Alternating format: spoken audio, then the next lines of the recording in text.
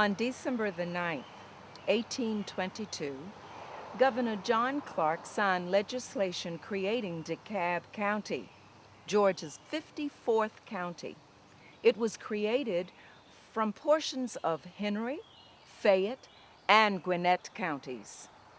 It was named for Baron Johann DeKalb, who served as a major general in the Continental Army, and he was wounded in the Battle of Camden in South Carolina. The early settlers of DeKalb were of English, Scottish, and Irish descent, coming from Virginia and the Carolinas. They were subsistence farmers who were not highly educated, and they lived in very rustic log cabins. The city of Decatur, the DeKalb County seat, was incorporated on December the 10th, 1823.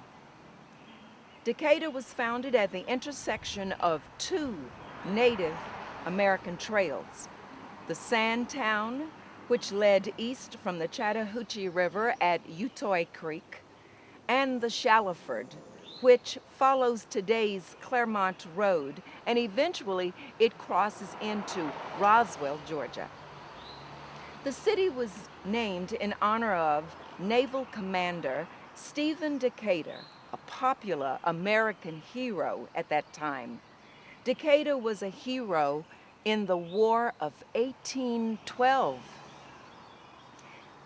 He was the commander of the ship called the United States, and on it he defeated Macedonia, one of Great Britain's finest ships. 3 years after his death in 1820, the city of Decatur was named in his honor. Between 1830 and 1840, those proved to be a major turning point for Decatur. Residents rejected a proposal by the Western and Atlantic Railroad to make Decatur a major depot on its new line because the citizens did not want the noise, the smoke and dirt and confusion. The railroads thus moved 7 miles west of them. It was built at a small settlement named Terminus, which later became Marthasville, and eventually it became Atlanta. On April the 23rd, 1852, Serena Robinson, at the ripe old age of 35 years old, a woman whose occupation was to wash and iron clothes, registered as a freedman in Decatur, Georgia. In 1868, Antioch African Methodist Episcopal Church became the first black church in Decatur, Georgia. It was founded during the early Reconstruction era. In 1889, Agnes Scott College was founded as the Decatur Female Seminary by Presbyterian minister Frank H. Gaines. In 1890, the name was changed to Agnes Scott Institute to honor the mother of the college primary benefactor, Colonel George Washington Scott. The name was changed again to Agnes Scott College in 1906, and it remains today a liberal arts college for women. The public school system of Decatur had its beginning in 1902, with a population of 1,400 and a school population of 430 children. With one small building and 2 teachers, Professor E.E. Treadwell began the foundation of public schools here in Decatur. In 1906, Hank Wilson built a prosperous and growing business in furniture and groceries in Decatur. Also in 1906, Reverend Allen Augustus Wilson began his work as a minister. In 1909, with the appointment of a fire committee of 8 men to study purchasing an Ajax chemical fire truck. Fire protection and firefighting began in the city of Decatur. In 1913, a fire bell was purchased to call the volunteers and sound the alarm in case of a fire. In 1910, the Georgia legislature approved the incorporation of the town of Oakhurst. Oakhurst is predominantly a residential community. The 1910s and the 1920s marked a period of much residential development in Decatur.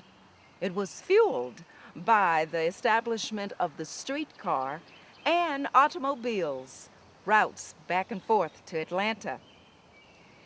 In 1912, the Herring Negro School was constructed. The Herring Negro School was located in a Negro residential area, and it provided 7 grades.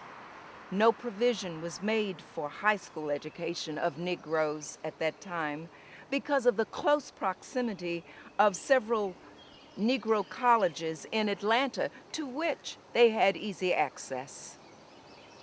In 1913, Joseph Hughley purchased a lot on East College Avenue at South Candler Street for the area's first business district.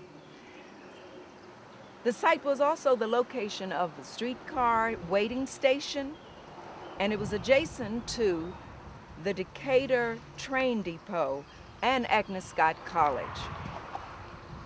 In 1914, the town of Oakhurst was incorporated into the city of Decatur. In 1919, the Scottish Rite Hospital for Crippled Children was constructed, and it was made available to treat the crippling childhood diseases of that time. The original hospital design reflected the emphasis then given to providing young, indigent, crippled patients with plenty of sunshine and air. Rebecca Ann Latimer Felton became the first woman to serve the United States Senate, filling an appointment on November the 21st, 1922, and serving until the very next day. At the age of 87 years old, 9 months and 22 days, she was also the oldest freshman senator to enter the Senate. In 1952, Fire Station 2 opened at 356 West Hill Street. The Scottish Rite Hospital for Crippled Children moved north of Atlanta in the 1970s, and for a while, the building and the property on West Hill Street was abandoned. Fortunately, the community center was incorporated in 1979 to facilitate the redevelopment of the old Scottish Rite Children's Hospital. It still serves the community in various ways today. In 1983, Elizabeth Wilson became the first African American to serve on the Decatur City Commission. She was elected Decatur's mayor from 1993 to 1998. Elizabeth Wilson received an honorary law doctorate from Agnes Scott College in May 2008, and she continues to be active in her community today. So, always remember your footsteps so you'll never get lost.